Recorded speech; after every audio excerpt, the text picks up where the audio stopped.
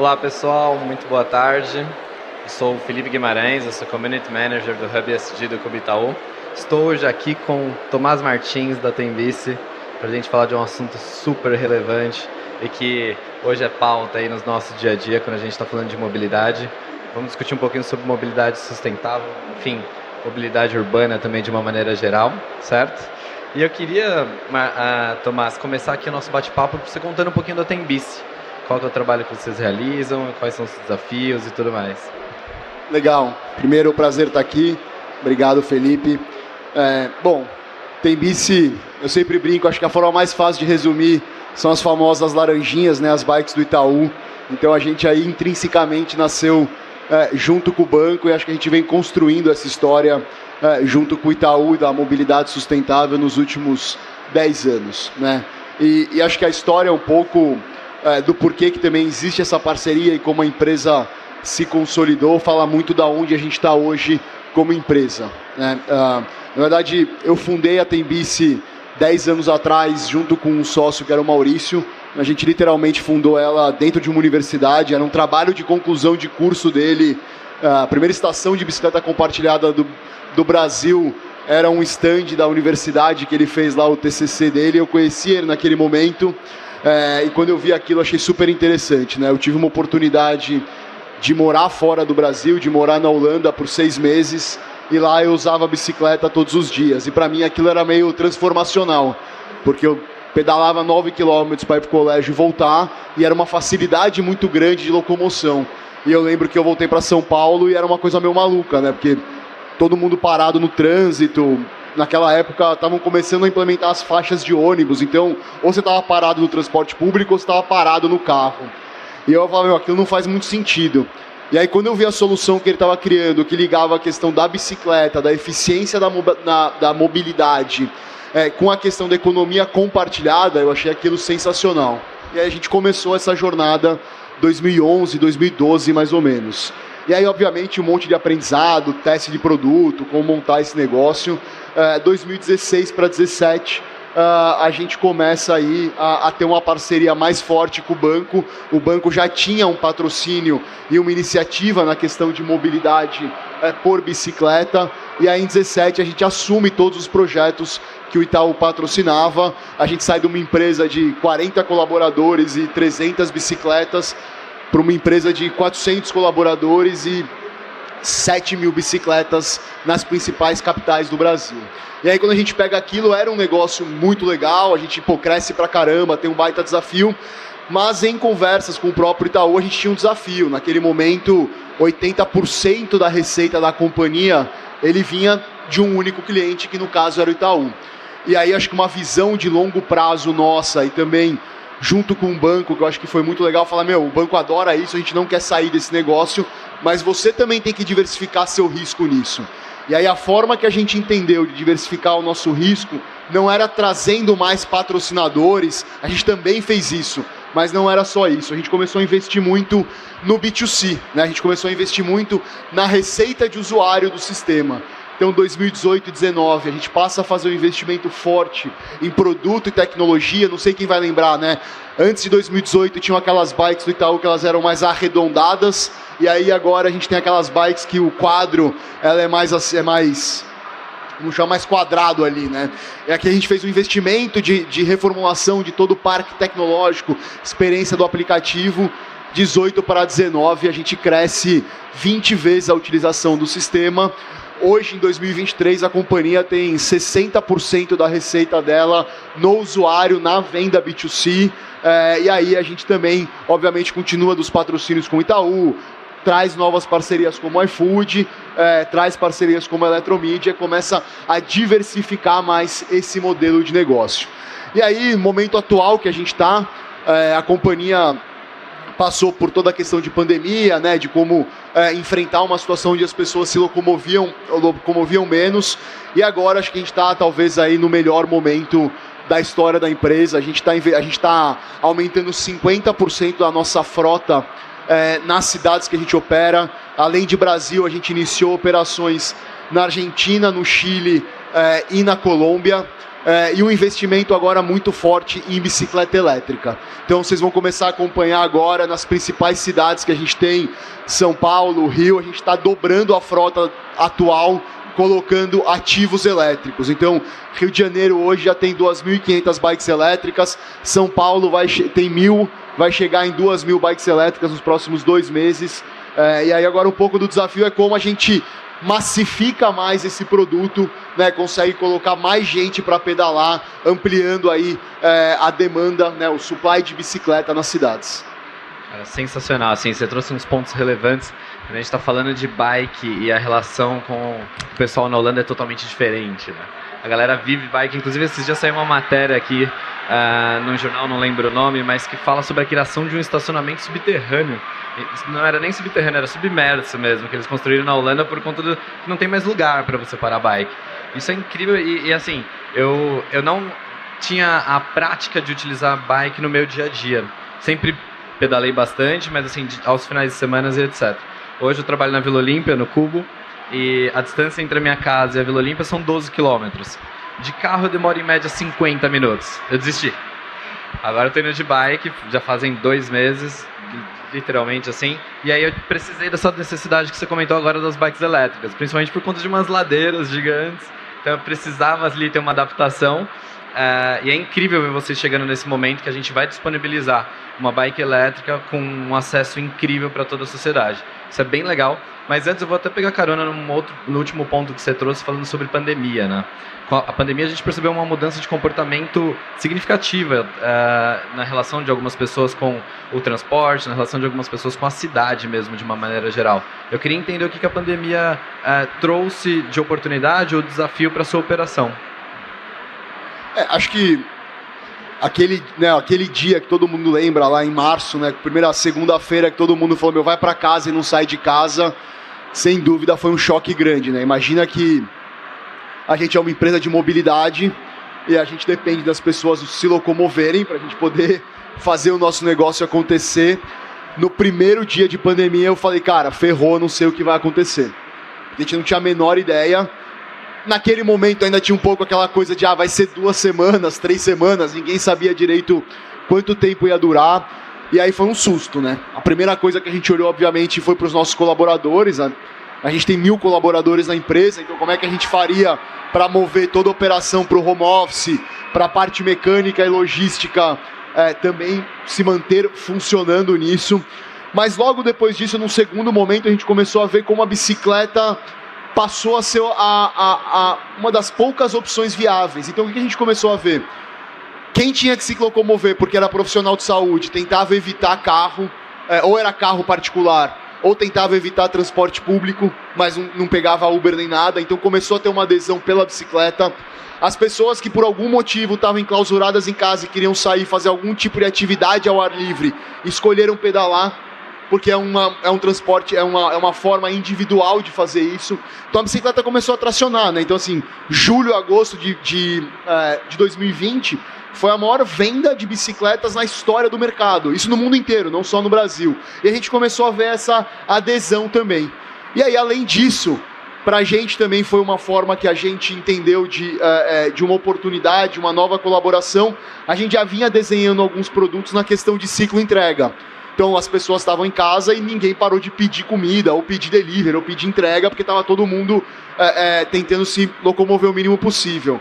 E aí a bicicleta veio como uma ferramenta também para a questão da ciclo entrega. A gente fez a parceria com o iFood nesse momento, e aí a partir de agosto praticamente se estabilizou já os patamares pré-pandemia de utilização do serviço. Então, primeiro mês foi um momento de choque, de avaliar o que ia acontecer, mas depois foi de começar a entender, talvez a gente tenha uma oportunidade aqui de ajudar até aquele momento que todo o país, que toda a sociedade estava atravessando. E aí, logo depois disso, acho que o que eu acho que é legal de ver, e a gente começa a perceber, acho que a discussão que a gente está aqui hoje sobre ESG e meio ambiente, acho que uma coisa que a pandemia ela fez todo mundo perceber foi a questão do impacto que a gente tem cada vez que a gente se locomove. O que eu quero dizer com isso? Acho que a gente lembra quando a gente olhou para fora e viu aquela camada de poluição descendo nas cidades. né? Então aquela puta camada de poluição que você vê todos os dias, e fala assim, peraí, talvez o pôr do sol não é tão vermelho assim, tem alguma coisa diferente. E realmente aquilo era a poluição abaixando nas cidades. E o que aconteceu diferente naquela mesma cidade um mês atrás de um mês de pandemia? As pessoas simplesmente não se locomoveram. Isso mostra o impacto que a gente traz na cidade, no meio ambiente, cada vez que a gente se locomove através da matriz energética atual. E eu acho que essa foi uma discussão muito forte. Não à toa, não só a bicicleta elétrica ou a bicicleta, todos os veículos elétricos ganharam muita tração no pós-pandemia. E acho que isso é irreversível, né? Então, acho que deu essa chance de a gente falar, eu preciso aqui, cada vez que eu for me locomover, eu vou andar com 1 tonelada de alumínio junto comigo e poluindo toda a cidade para levar uma pessoa por vez, 1,2 pessoas por vez. E eu acho que essa reflexão foi importante para todo mundo, para os governos, para as empresas e acho que para a sociedade em geral. Legal, bem legal, Tomás. E assim, tem uma reflexão importante, né? Nós estamos hoje em um dos eventos, um dos maiores eventos de inovação do mundo, com a felicidade de ele estar acontecendo aqui no Brasil. Tradicionalmente ele acontece na Europa, em Lisboa, e discutir essa temática de futuro da mobilidade não tem como a gente fugir do olhar para cidades inteligentes, né? Uma realidade em alguns países da Europa, e eu queria entender, na sua opinião, assim, o que você entende de possibilidade quando a gente aterrissa esse assunto para o Brasil? A gente tem uma maneira eficiente, existe uma maneira real da gente ter cidades inteligentes aqui no nosso país? Sem dúvida. Eu gosto sempre de tentar desmistificar um pouco, porque a gente fala de inovação, fala de coisas muito novas e tal. Para mim, cara, é tudo relacionado à eficiência, né? Como é que a gente faz para que a gente tenha cidades mais eficientes todos os dias, né? E acho que a parte da inteligência ela entra nesse sentido. Eu vou dar um número aqui para vocês que é meio impressionante e vou fugir da questão de tecnologia e inovação, vou trazer só a questão de dados. 70% dos deslocamentos numa cidade, eles são feitos através de modais que não são automóvel. 30% dos deslocamentos numa cidade são feitos através do automóvel, tá? 70-30, guardem esses números. 80% da infraestrutura de uma cidade é dedicada ao automóvel. 20% são linhas de metrô, linhas de ônibus ou ciclovias ou calçadas. Ou seja, você tem 20% da infraestrutura da cidade servindo a 70% dos deslocamentos. Isso não é cidade inteligente nem eficiente. Então, para não ficar falando muito, eu quero botar drone voando para tudo quanto, eu falo assim, cara, tem coisas muito mais simples que a gente pode fazer, isso não está longe. Eu acho que a gente tem evoluído nesse sentido.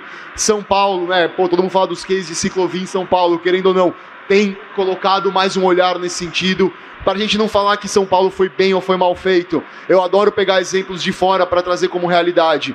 Nova York é uma cidade que ninguém imaginava que ia ser feita para bicicleta. Era uma cidade completamente por automóvel. As cidades americanas foram feitas por automóvel, como um todo. Tem imagens que você pega, por exemplo, Times Square, que é um grande marco de Nova York. Quando Times Square podia passar automóvel, qual era o fluxo de pessoas e como aquela infraestrutura da cidade era utilizada.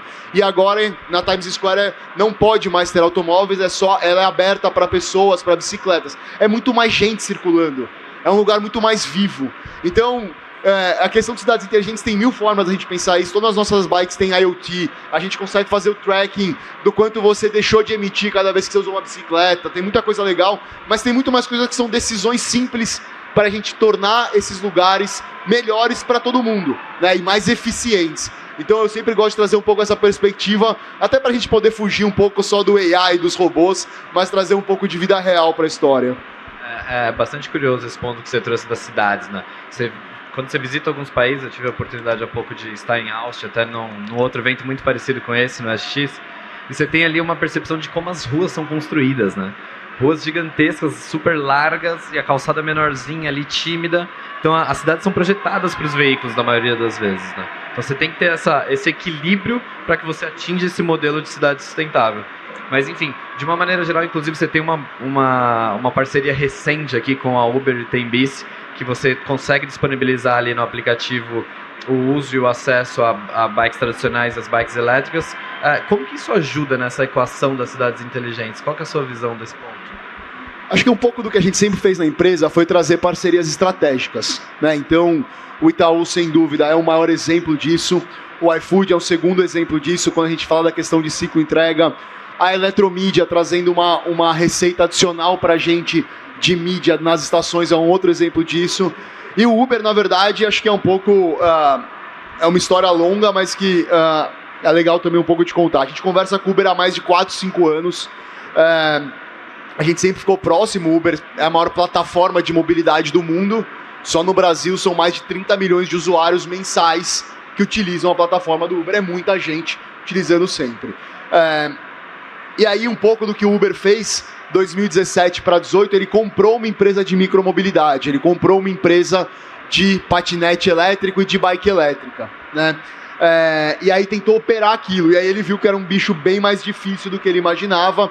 A gente chama de write-off, né? Ele se desfez daquela operação que ele tinha, e aí, em vez de ser detentor da operação, ele tomou uma decisão de começar a fazer parcerias com empresas que têm expertise e know-how nisso. E a gente foi a primeira empresa Docket que eles fizeram isso no mundo. Então, aquelas conversas que a gente tem, elas amadureceram, e aí a gente uma hora chegou e falou, você tem uma necessidade de ofertar mais opções para o seu cliente, e, obviamente, você é um canal de aquisição para mim incrível, porque, são milhões de pessoas que vão falar, eu quero sair de Ipanema e quero ir para o Leblon, vai custar R$20 de Uber ou vai custar R$6 de bike elétrica? Vai demorar 30 minutos de Uber ou 10 minutos de bike elétrica? Então, ter essa gama de opções para eles é também um benefício de ter mais supply de transporte, porque no fim as pessoas não estão pegando um carro, elas estão comprando um trecho de deslocamento, né? E é claro que a intenção é poder fazer isso com transporte público, com outros modais também, que aí é um bicho um pouco mais complexo.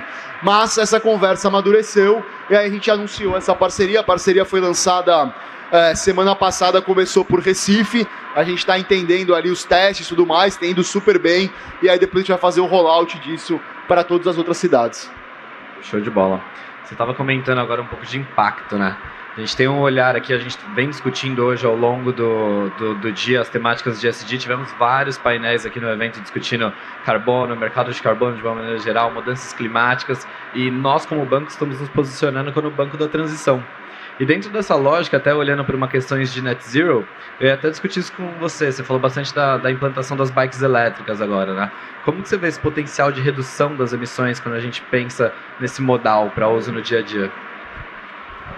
Eu sou muito comprado na ideia de bike elétrica. Acho que bike elétrica ela é transformacional na experiência de locomoção, tá? Porque ela acaba endereçando alguns pontos além da bicicleta convencional. Então você tem distâncias maiores, você pode ter relevos diferentes. E tem pessoas que, eu não quero pedalar porque está muito calor. Na bike elétrica elas se sentem confortáveis em pedalar. Então, o que isso faz? Isso faz com que o seu mercado cresça muito, né? Seu mercado potencial, ele se amplia muito na questão com a bike elétrica. E aí, quando o seu mercado cresce, são mais deslocamentos que você traz para a cidade. A gente fez, até junto com o banco também, a gente fez a primeira emissão e venda de crédito de carbono gerado por um sistema de bicicleta compartilhada do mundo. Então a gente fez todo o processo de certificação, fizemos a emissão e fizemos a venda desses créditos de carbono.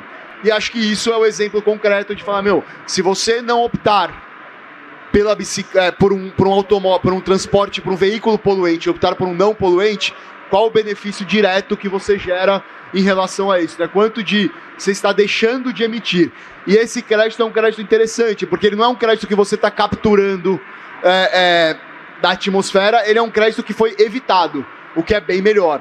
E um segundo ponto, ele é um crédito que é gerado nos centros urbanos pelas pessoas, pelo indivíduo. Então nossa ideia agora é começar também a dar cashback de crédito de carbono para todo mundo que pedala. Porque normalmente como é que funcionam os projetos de crédito de carbono mais tradicionais? Você pega uma área de reflorestamento gigante, é uma empresa que faz aquilo, não são indivíduos, não são pessoas que entendem ou que estão ali atuando direto. Aqui você vai falar, se eu for de bicicleta, eu vou gerar o meu crédito de carbono e beneficiar aquele ecossistema que eu estou. Então acho que isso também traz um ponto de awareness super importante para a sociedade. É incrível. Você estava falando da utilidade da bike elétrica, né? Meu irmão anda de bike fixa. Então, eu sofri um pouco de bullying quando eu falei para ele que eu ia comprar uma bike elétrica, né? Mas assim, hoje, usando e enfim, utilizando no meu dia a dia, eu não troco por nada. Subi a Rebouças em São Paulo, que é uma longa subida no retorno do trabalho, assim, 6 da tarde. Com uma bike normal seria um pouco mais complicado. Então, enfim, tem colegas no trabalho que amam também, todos temos. O que eu vou falar é meio maldoso assim, mas é uma delícia. Você tá na ciclovia, todo mundo parado e você passando tranquilo ali, né? Isso é bom mesmo. Na Rebouças, então, melhor ainda, cara. Não, a Faria Lima é a mesma coisa. Tá todo mundo ali numa velocidade diferente, você vem mais tranquilo, chega sem estar suado no trabalho, enfim. Tem um aspecto bem ali do dia a dia de quem pedala com a bike elétrica que é diferenciado. E eu vou até fugir um pouquinho do que a gente estava pensando. Eu queria até ir num olhar de desafios e também pensando no que o seu negócio tem de diferente. Assim, a gente falou há pouco ali sobre quais negócios morreram e quais sobreviveram quando a gente está falando de mobilidade e nesse modelo, nesse caminho que a gente está trilhando para cidades mais inteligentes e modernas. Acho que primeiro ponto, né?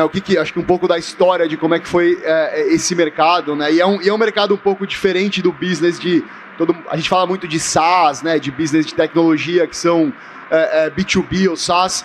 O nosso ele tem vários desafios, mas ele tem uma coisa legal. Todo mundo já viu, né? Uma coisa física e tangível. Você fala, pô, você já viu uma bike do Itaú? Todo mundo já viu. Você já viu um patinete amarelo, verde ou outro? Todo mundo já viu. Então você tem aquela questão da tangibilidade que é interessante, mas ele é um negócio mais desafiador por outro lado também. Eu acho que o principal, assim, quando você olha para o macro, o mercado é muito grande. Então eu estava comentando um pouco de números e dados, né?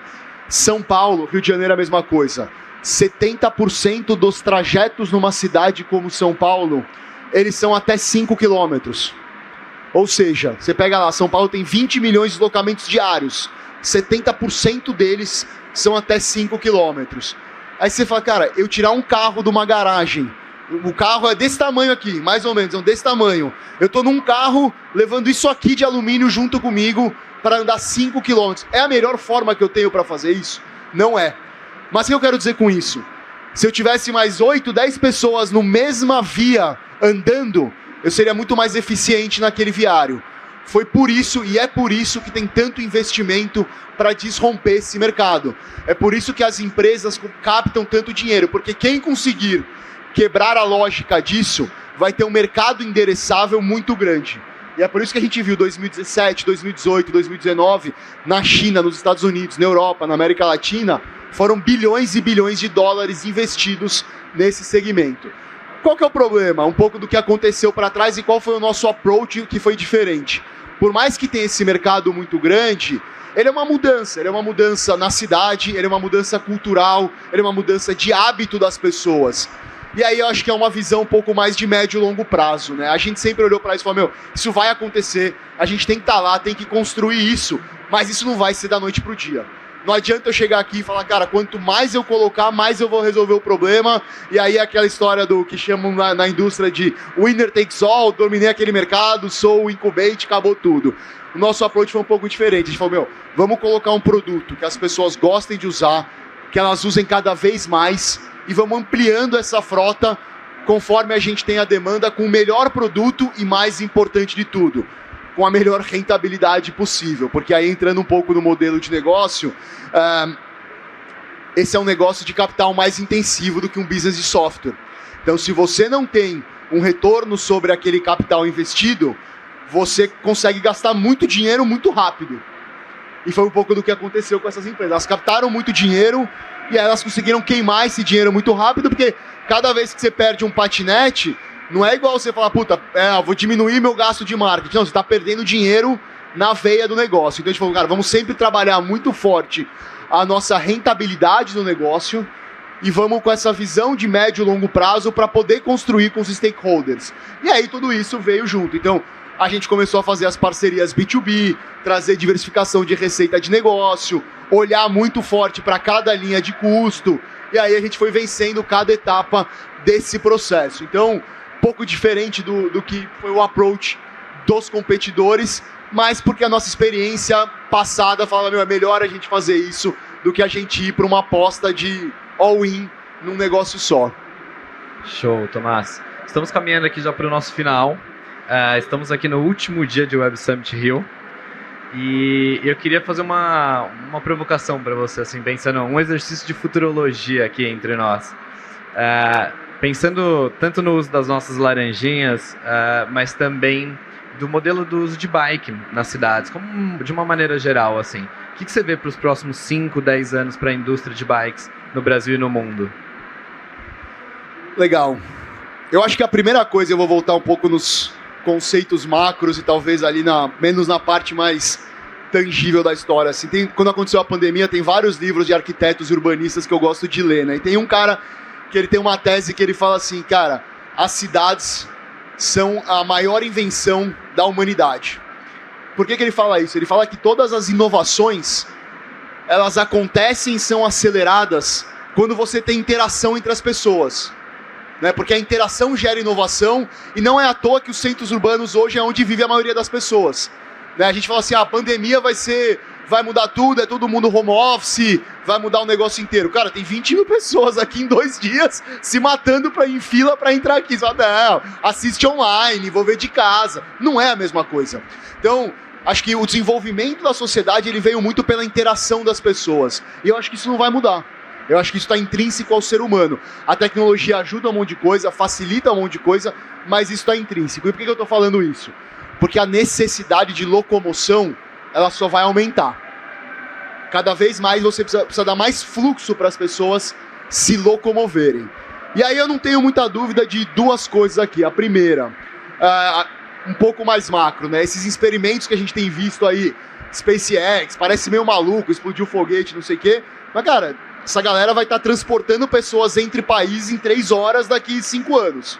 Isso está dado. Você vai conseguir sair daqui para a Europa em 3, 4 horas. Então esse fluxo entre países vai ser muito forte. Indo para o micro, eu não tenho a menor dúvida que o veículo elétrico é uma tendência enorme. E aí eu não acho que será o veículo elétrico do tamanho que a gente tem hoje. Eu acho que esses veículos elétricos eles vão acelerar muito essa eficiência do espaço que eu comentei. E aí eu acho que há 5, 7 anos, as barreiras que a gente tem hoje, qual que é a principal barreira do veículo elétrico hoje? É a questão do recarregamento. Você fala, puta, são 3 horas para você carregar uma bicicleta elétrica, um carro, enfim. E a questão do carregamento passa pela questão da bateria. O que a gente tem visto de inovação em relação à bateria é impressionante. Se discute hoje bateria de grafeno, que é feito de celulose, bateria de nióbio. Isso tudo aumenta a capacidade da bateria, da durabilidade dela, mas mais do que isso, ela faz com que a bateria seja carregada muito mais rápido. Então, a hora que a gente vencer essa barreira da bateria, os veículos elétricos entrarão em escala muito forte. Então, um pouco de tendência que eu vejo cada vez mais as pessoas não vão mais deter os bens. Você vai ter pacotes lá, você vai no Itaú, na Porto Seguro, assim, eu vou alugar um carro, que eu posso pegar esse carro para viajar, posso pegar essa bicicleta elétrica para ir para o trabalho, posso usar o sistema aqui e tenho direito de crédito na Uber, sei lá o quê. Então acho que você vai ter esses pacotes de mobilidade integrados muito fortes e acho que cada vez mais você vai ter essa eficiência em diferentes trajetos. Trajetos curtos você faz com modais menores, trajetos médios você faz com modais um pouco maiores, trajetos longos você faz com outro tipo de modal. E eu acho que vai endereçando esses pontos aqui. Então, quando eu falo de futurologia, acho que o avanço da bateria elétrica vai ser fundamental. Alguns a gente chama de devices, né? Mas veículos novos aparecerão, mas mais do que isso, entender o que funciona para cada tipo de deslocamento, eu acho que vai ser talvez aí a maior mudança que a gente vai ver. Cara, e é bastante importante nos últimos meses, assim, eu tenho recebido bastante startups falando sobre essa questão de reciclagem de baterias. Lá no CubeSD a gente tem interagido bastante com a pauta de mobilidade de uma maneira geral e tem aparecido mais soluções, não só no mundo, mas como aqui no Brasil também. Eu fiquei bastante feliz com essa ideia e com o boom assim, de novos negócios atrelados a isso. Você tocou num ponto super sensível para quem está vivenciando o Web Summit aqui nos últimos dias. Sair daqui às 18 horas não tem sido fácil. Então, assim, seria super útil assim para que todos nós tenhamos ali outros usos e outros modais à nossa disposição. De uma maneira geral, não, e é maluco, porque 80% das pessoas vão sair daqui para ir pro mesmo lugar. Exatamente. E aí vão cada um sair em um carro com, sei lá, um Uber na frente ou sei lá o quê, e não vai conseguir. Isso é maluco, cara. Isso é irracional. Sim. Completamente irracional. E aí, pensando no uso de diferentes veículos de uma maneira geral, acho que o que fica aqui do nosso bate-papo é a transição. Então, assim, foi o que você disse agora, né? Para curtas distâncias, a gente pode utilizar a bike. Para uma distância que você precisa ali de um veículo, vamos optar pelos veículos elétricos e assim por diante. Então, estamos no momento de uma transição muito forte e, enfim, ficamos aqui nessa tarde com esse recado. Queria agradecer a todos vocês que estiveram aqui, tanto para todo mundo que está nos acompanhando online. Agradecer o Tomás mais uma vez, sempre um prazer falar com você. E é isso, muito obrigado, pessoal. Valeu, obrigado.